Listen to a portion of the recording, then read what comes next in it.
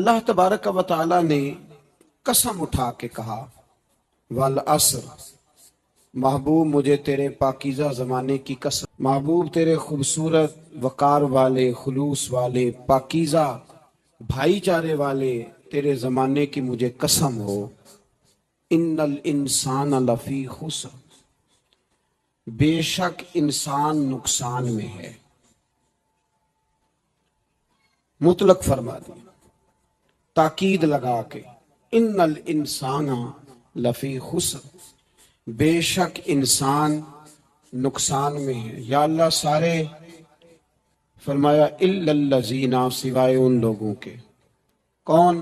جن میں چار خوبیاں پائی جائیں۔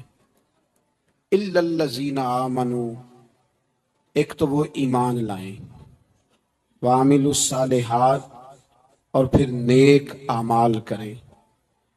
ایمان لائیں، نیک اعمال کریں، اور پھر چپ نہ کر جائیں، وتواصوا بالحق، پھر حق بات کا اعلان کریں۔ ایمان لائیں، عمل صالح کریں، تیسرا کام کیا کرنا ہے؟ چلیں سارے بولیں گے تو اعلان بھی ہوگا نا، ایسے تھوڑی ہوگا کہ ایک دو آدمی اعلان کرے تو دنیا جاگ جائے۔ حق بات کا اعلان کرنا ہے۔ ایمان لانے کے بعد، عمل صالح کرنے کے بعد تیسرا حکم کیا ہے؟ آپس میں حق بات کی تلقین کرو، اور حق بات کی تم تلقین کرو، اور پھر تمہیں کوئی کہے کچھ نہ، پھر تم پہ ظلم نہ ہو، پھر تمہیں ستایا نہ جائے، یہ کیسے ہو سکتا ہے؟ پھر تم بڑے پاک صاحب، صاحبزادے، پیرزادے، علامہ صاحب، سیاستدان، بیوروکریٹ بن کے بڑی ایک طرف ہو کے آرام سے زندگی گزارو سارے، تم یہ کیسے ہو سکتا ہے؟ وتواصوا بالحق، جب تم حق بات کی نصیحت کرو گے پھر تکلیف آئے گی، پھر کیا کرنا ہے؟ وتواصوا بالصبر، پھر ایک دوسرے کو صبر کی نصیحت بھی کرنی ہے۔ وتواصوا بالحق، ایمان لانے کے بعد، عمل صالح کرنے کے بعد تیسرا کام کیا کرنا ہے؟ ایک دوسرے کو حق بات کی نصیحت کریں، اور پھر رستے میں تکلیف آئے گی، آزمائش آئے گی، پھر کیا کریں؟ وتواصوا بالصبر، پھر صبر کی تلقین بھی کریں۔ یہ قرآن مجید نے چار شرطیں لگائیں، فرمایا جس بندے میں یہ چار خوبیاں پائی جائیں گی اسے اللہ کامیابی عطا فرمائے گا۔ مسلمان کی سوچ کے خلاف ہے یہ بات، یہ قرآن کی فکر کے خلاف ہے کہ اپنی فکر کرو، برما کے لیے، کشمیر کے لیے، فلسطین کے لیے بات نہ کرو، اپنی فکر کرو۔ یہ قرآن کی سوچ کے خلاف ہے، یہ قرآن کے پیغام کے خلاف ہے۔ اس لیے کہ اگر صرف اپنی بات ہوتی تو آمنو اور عاملوا الصالحات پہ بات ختم ہو گئی ہوتی، پھر بات آگے نہ چلتی۔ جب کہا گیا وتواصوا بالحق، حق بات کی تلقین کرنی ہے۔ اگر بات صرف اپنی ذات کی ہوتی تو ٹھیک ہو گیا تھا، نماز پڑھی، روزہ رکھا، حج کیا، ختم ہو گئی۔ لیکن میرے نبی پاک صلی اللہ تعالی علیہ وسلم نے ارشاد فرمایا، ایک بستی میں 2 3 4 نیک لوگ رہتے تھے۔ میرے پیارے کریم رسول فرماتے ہیں 3 4 بڑے پرہیزگار، متقی، صاف ستھرے صوفی صاحب، درویش صاحب، علامہ صاحب، بڑے جو کہتے تھے بالکل جی میں کوئی بات نہیں کرتا، کسی بادشاہ کو نہیں چھیڑتا، میں تو بس لوگوں کو اللہ اللہ بتاتا ہوں، میرا کوئی تعلق نہیں، کوئی مرے کوئی جیے، بڑے نیک، صاف ستھرے، پرہیزگار۔ باقی ساری بستی گناہ کرتی تھی۔ نبی پاک علیہ السلام فرماتے ہیں رب کریم نے کچھ عرصے تک مہلت دی، پھر مشیت خداوندی، اللہ کا قانون حرکت میں آیا تو کہا جبریل ساری بستی تباہ کر دو، تباہ کر دو۔ اللہ مہلت دیتا ہے، مہلت دیتا ہے۔ ہم لوگ سمجھتے ہیں نہیں ہماری سیاسی چالیں صحیح چل رہی ہیں، اللہ مہلت دیتا ہے۔ رب کریم نے فرمایا جبریل انہیں تباہ کر دو، تو حضرت جبریل امین علیہ السلام نے عرض کی مولا وہاں تو تیرے 3 4 بڑے نیک بندے بھی رہتے ہیں، بڑے پرہیزگار، سچ بولنے والے، دیانتداری والے، حاجی صاحب، نمازی صاحب، صوفی صاحب، پیر صاحب، بڑے خوبصورت، ان کا کیا کریں؟ تو میرے محبوب پاک علیہ السلام فرماتے ہیں رب کریم نے فرمایا سب سے پہلے انہیں تباہ کرنا، سب سے پہلے انہیں سب سے پہلے، اور الٹ دو بستی، پہلے ان کا نمبر لگاؤ۔ یا اللہ ان کی کیا غلطی ہے؟ تو غلطی سن لیں، غلطی یہ ہے کہ انہوں نے 2 صفتیں پیدا کی ہیں، اگلی 2 پیدا کیوں نہیں کی؟ الا الذین آمنوا وعملوا الصالحات پہ روک کیوں گئے؟ آگے کیوں نہیں بڑھے؟ اللہ کریم نے فرمایا جبریل دیکھو نا، میری نافرمانی ہوتی رہی اور ان کے چہرے پر کبھی شکن تک نہیں آیا، لوگ میرا قانون توڑتے رہے، انہیں کبھی برا ہی نہیں لگا، گناہ دیکھ کر کبھی خیال ہی نہیں آیا بدلنے کا۔ میرے بھائی، امت مسلمہ اپنے لیے تو آئی نہیں دنیا میں، نبی پاک کی اس لیے تھوڑے آئے تھے کہ پیسے کمائیں، دنیا داری کریں، جھوٹ سچ ماریں اور رخصت ہو جائیں، بچے پیدا کریں۔ یہ کام تو ہندو سکھ بدھ مت سارے کر رہے ہیں، تو فقط اس کام کے لیے تھوڑی آیا ہے۔ کنتم خیر امت اخرجت للناس، اللہ فرماتے ہیں میرے محبوب کے غلاموں تم بہترین امت ہو، میں نے تمہیں امتوں کے بھلے کے لیے پیدا فرمایا ہے، تمہیں لوگوں کی امامت کے لیے دنیا میں بھیجا ہے۔ اے نوجوان مسلم، کبھی یہ تدبر بھی کیا تو نے؟ وہ کون سا گردو ہے جس کا ہے تو ایک ٹوٹا ہوا تارا؟ تو نے کبھی سوچا ہے تو کیا ہے؟ پتہ ہے تجھے؟ روزی کماؤ، روٹی کماؤ، اور اب تو بہت سارے لوگ جھوٹ کی دنیا میں زندہ ہیں، جھوٹ بولتے ہیں اپنے آپ کے ساتھ بھی، دائیں بائیں فراڈ کر رہے ہیں اپنی ذات کے ساتھ، خول بنا لیا اس میں بند ہو گئے، باہر ہی نہیں نکل۔ اپنے ملک کی سوچو، اپنی بات کرو۔ علامہ اقبال نے پتہ کیا کہا تھا؟ اقبال نے، یہ سنو، جو لوگ کہتے ہیں پہلے پاکستان، برما کے مسلمان بعد میں کشمیر کے مسلمان، پہلے سنو اقبال کیا کہتے ہیں۔ اقبال کہنے لگے ان تازہ خداؤں میں بڑا سب سے وطن ہے، ان تازہ خداؤں میں بڑا کون ہے؟ وطن کی محبت ایمان کا حصہ، اس میں شک نہیں، لیکن اگر اسلام سے پہلے وطن آ گیا تو اقبال کہتے ہیں ان تازہ خداؤں میں بڑا سب سے وطن ہے، اور جو پیرہن اس کا ہے وہ مذہب کا کفن ہے۔ فرماتے ہیں جو وطن اوڑھ لیتا ہے اس نے اپنے مذہب کو دفن کر دیا۔ سب سے پہلے پاکستان نہیں، سب سے پہلے رسول اللہ کا دین ہے، سب سے پہلے قرآن ہے، سب سے پہلے نبی پاک کا فرمان ہے، سب سے پہلے امت مسلمہ ہے۔ ان تازہ خداؤں میں بڑا سب سے وطن ہے، جو پیرہن اس کا ہے وہ مذہب کا کفن ہے۔ اور اقبال کہنے لگے قوم مذہب سے ہے، مذہب جو نہیں تم بھی نہیں۔ قوم مذہب سے ہے، مذہب جو نہیں، تو نہیں سمجھ آ رہی ہے آپ کو میری بات؟ قوم کس سے ہے؟ پاکستانی ہونے سے، پنجابی ہونے سے، سندھی بلوچی پٹھان ہونے سے نہ، قوم مذہب سے ہے، اور مذہب جو نہیں تم بھی نہیں۔ یہ کیسے ہو سکتا ہے کہ مذہب نہ ہو اور بندہ زندہ رہے؟ یہ کیسے ہو سکتا ہے؟ کافر نے اصل میں جاگ ہی نہیں رہا، میں جاگتا ہی نہیں، میں جیب کی سوچتا ہوں، مسجد کی سوچتا ہوں، خانقاہ کی سوچتا ہوں، مدرسے کی سوچتا ہوں، دکان کی، سارا دن تو اس چکر میں لگا رہتا ہوں لوگوں کو ثابت کرنے میں کہ میں صحیح ہوں باقی غلط ہیں۔ میں تو اپنی ذات کے خول سے اٹھ ہی نہیں رہا، اور مجھے یہ اندازہ ہی نہیں کہ لیبیا سارا کٹ گیا، مصر کے ٹکڑے ٹکڑے ہو گئے، مجھے پتہ ہی نہیں کہ شام، جس کے بارے میں میرے نبی پاک علیہ السلام نے فرمایا مکے اور مدینے کے بعد اللہ نے سب سے زیادہ برکتیں ملک شام میں رکھی ہے، اور حضور نے فرمایا جس نے ہجرت کرنی ہو وہ شام جائے۔ اتنا اعلیٰ ملک سارا کٹ گیا، 4,000 لوگ ایک دن میں قتل ہو گئے، پر میرا گھر آباد ہے نا، کوئی حرج نہیں، وہ کٹتے ہیں تو وہ دور ہیں، کٹتے رہیں۔ فلسطین میں ہمارے ہاں معراج کی محفلیں بڑی جم کے ہوتی ہیں، سارے لوگ پڑھتے ہیں سبحان الذی اسری بعبدہ لیلا من المسجد الحرام الی المسجد الاقصی۔ انہیں پوچھو روز قرآن مجید میں مسجد اقصی کا نام لینے والو، تم مسجد اقصی کہتے ہو تو تمہیں اللہ کتنی نیکیاں عطا کرتا ہے، بتاؤ تو صحیح مسجد اقصی کدھر ہے؟ اور اب تو میری طرح کے مولوی آدھی حدیث سناتے ہیں، کہتے ہیں مسجد نبی میں ایک نماز پڑھو تو 50,000 کا ثواب، حرم شریف میں پڑھو تو 1,00,000 کا ثواب۔ مولانا حدیث یہاں سے شروع نہیں ہوتی، کھولو تو صحیح کنز المال، پڑھو مسند امام محمد بن حنبل، حدیث تو یہاں سے شروع ہوتی ہے۔ میرے نبی پاک نے فرمایا مسجد اقصی میں جس نے ایک نماز پڑھی 25,000 کا ثواب، اور میری مسجد میں جس نے ایک نماز پڑھی 50,000 کا ثواب، اور اللہ کے گھر بیت اللہ جس نے پڑھی 1,00,000 کا ثواب۔ مسجد اقصی کا تو ذکر ہی چھوڑ گیا ہے، کیوں؟ وہ مسجد جس کی طرف منہ کر کے 15 سال میرے نبی پاک نے نماز ادا کی، کس نے؟ بولیے گا 15 سال تک 2 ہجری میں 13 سال مکے میں 2 سال مدینے میں مسجد اقصی کی طرف جدھر منہ کر کے تیرے اور میرے رسول نماز پڑھتے رہے، آج وہ مسجد یہودی کے قبضے میں ہے۔ کئی جمعے تالا رہتا ہے، وہاں نماز نہیں پڑھنے دی جاتی۔ مجھے کیا لگے اس بات سے، میری مسجد میں تھوڑی لگا ہوا ہے۔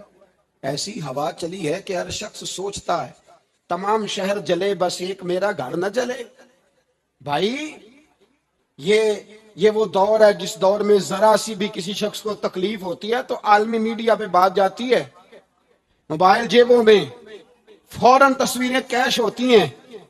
میں اور آپ، ہمارا اس قوم سے تعلق ہے جس قوم کے بچے کٹ گئے، ذبح ہو گئے، عورتوں کے پستان کاٹ کے برما کے بدھوں نے ان کے کباب بنا کے کھا لیے، چھوٹے چھوٹے بچوں کی لاشیں انہوں نے لٹکا ڈالی۔ اور یہاں میں حکومت کی کیا بات کروں، یہاں کسی سیاستدان کو مکھی کاٹ جائے تو ہمارے پھٹے آباد ہو جاتے ہیں بحث کرنے کے لیے۔ ہمارے اپنے لوگ، عام آدمی نہیں بات کرتا، عام آدمی نہیں نکلتا، عام شخص کو فکر ختم ہو گئی۔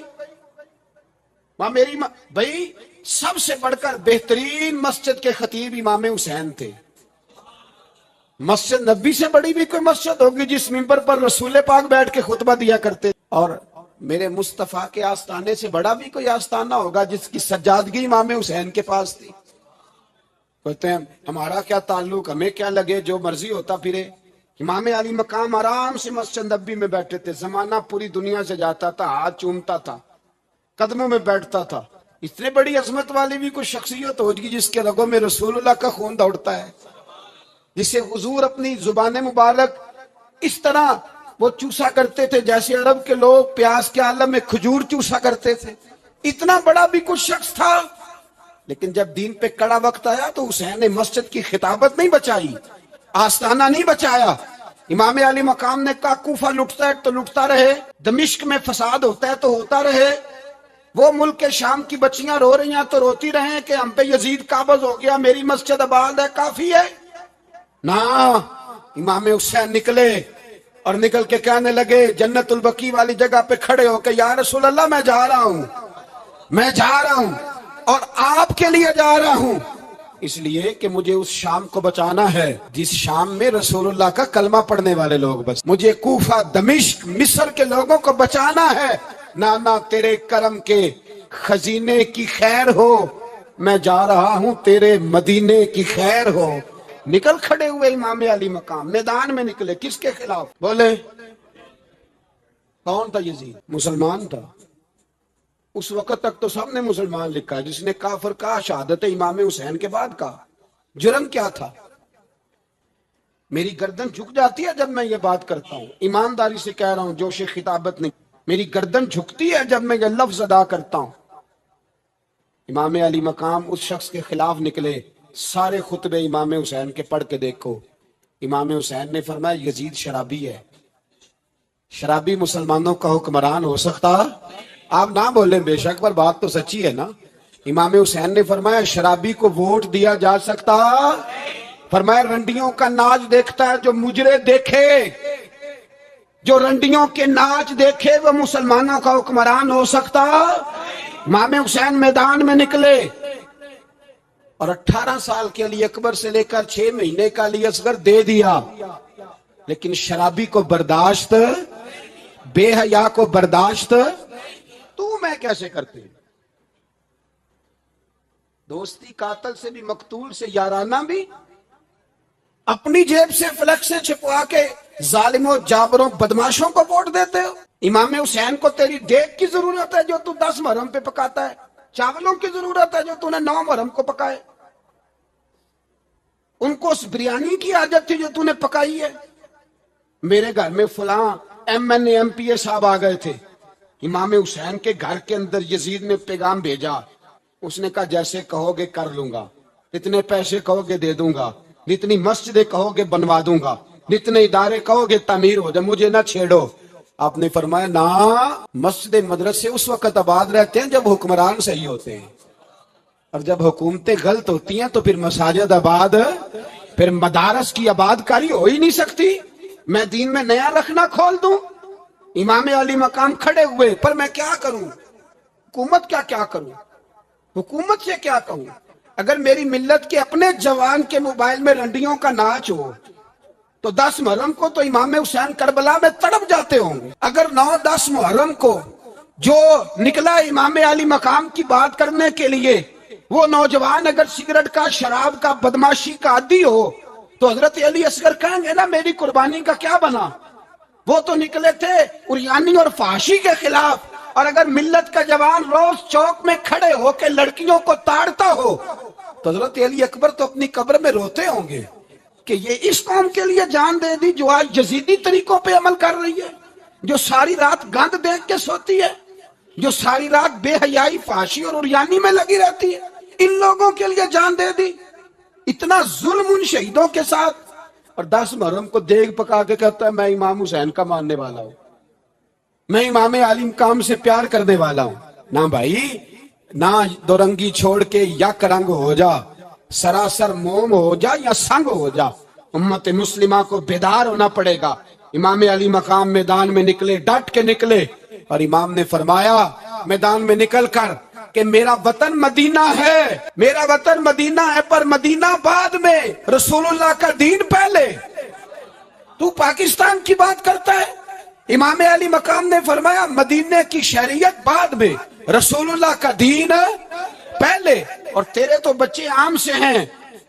इमाम हुसैन ने फरमाया मेरी गोद में जो बच्चे हैं वो रसूलुल्लाह के नवासे हैं, पर बच्चे बाद में, नबी पाक का दीन पहले।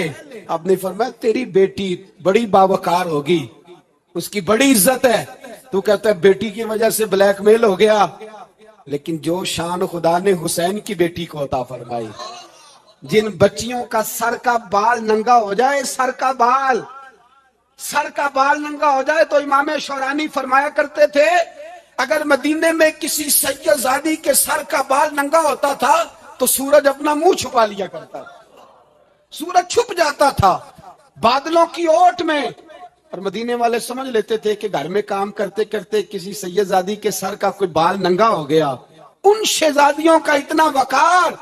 और इमाम अली मकाम ने फरमाया बेटियों की फिक्र बाद में, रसूलुल्लाह का दीन पहले रसूलुल्लाह का दीन। कौम मजहब से है, मजहब जो नहीं तुम भी नहीं। याद रख मेरे भाई, इमाम अली मकाम रज़ी अल्लाह तआला अन्हु ने मैदान में निकलकर पहले मजहब की बात की।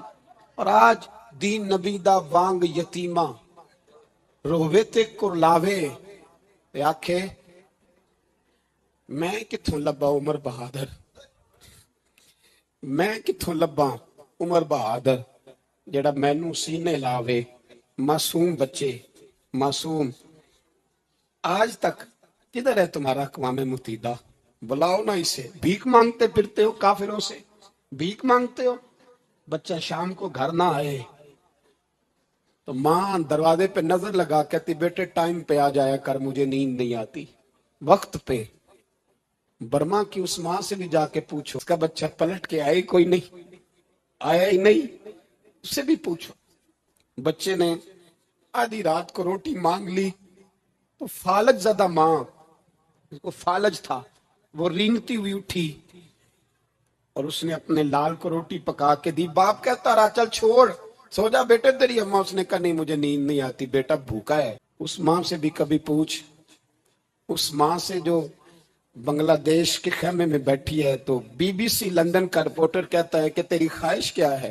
कहती कोई भी नहीं, चलो 2 दिन के बाद ही सही मेरे बेटे को एक रोटी दे जाया करो। रोटी मांगता है मुझसे, मैं किधर से लाऊं? ये लवारिस कौम है, मैं हुक्मरान से जाके बात करूं? जब मेरा अपना नमाजी मुसलमान कहता है पहले पाकिस्तान के बच्चे तो पाल लो। मेरे भाई तुझे खबर ही नहीं, ये तो जाना तो कभी गुंबद खजरा पे। तो मेरे मुस्तफा ने फरमाया मन अज़ा मुस्लिम फकद अज़ानी। फरमाया जब मेरा मुसलमान तकलीफ में होता है तो मैं गुंबद में तकलीफ में होता हूँ, मुझे दर्द होता है, मुझे अजियत होती है। पूछ जाके महबूबे पाक से। मेरे अजीज, किसी को गम ही नहीं इन लोगों का, किसी को परवाह ही नहीं, कुछ सोचता ही नहीं इनके बारे में। मैं अपने घर में मस्त हूँ, आप अपने घर में मस्त हैं। मेरे रसूलुल्लाह की उम्मत लुट गई सारी, जगह जगह तबाही। ایک انچ دھرتی پر زمین ایسی نہیں جو کافر کی ہو اور خون بہتا ہو. ایک ریمنڈ ڈیوس امریکی کتا یہاں بند تھا مسلمانوں کے قتل میں. انہیں اپنی قوم کی اتنی فکر تھی وہ راتوں رات چھڑا کے لے گئے. لیکن میری اور تیری بہن عافیہ صدیقیہ سالوں سے بند ہے. تڑپ کے پوچھا ہے مسلمانوں نے کہ اس کی غلطی تو بتاؤ. اس کا قصور نہیں پر وہ بند ہے. کوئی نہیں بات کرنے والا, کوئی نہیں. مسجد جانے, جمعہ تو پڑھانا ہے, اس میں غرض نہیں. درد ہے کہ نہیں کہ اس میں تو اتنا پتہ ہے 1 گھنٹے تقریر ہے کرنی ہے. پیر صاحب صبح سے شام تک تعویذ لکھتے, سیاستدان صبح سے شام تک جنازہ بھی تب پڑھتا ہے کہ مجھے ووٹ ملیں گے. تاجر کہتا ہے بس دکان چلنی چاہیے, مر جائے میری طرف سے ساری دنیا. بس کرو, اس خول سے باہر نکلو. اے نوجوان مسلم, کبھی یہ تدبر بھی کیا تو نے, وہ کون سا گردوں ہے جس کا ہے تو ایک ٹوٹا ہوا تارا. تو نے سوچا ہی نہیں کبھی, تجھے کبھی خبر ہی نہیں ہوئی کہ یہ کس قدر بڑا کام تھا. میرے رسول پاک صلی اللہ علیہ وسلم کے غلاموں جاگو.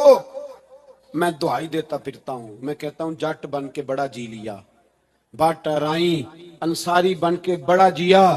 بس کر دو, بس کر دو. اب مسلمان بن کے جینا سیکھو.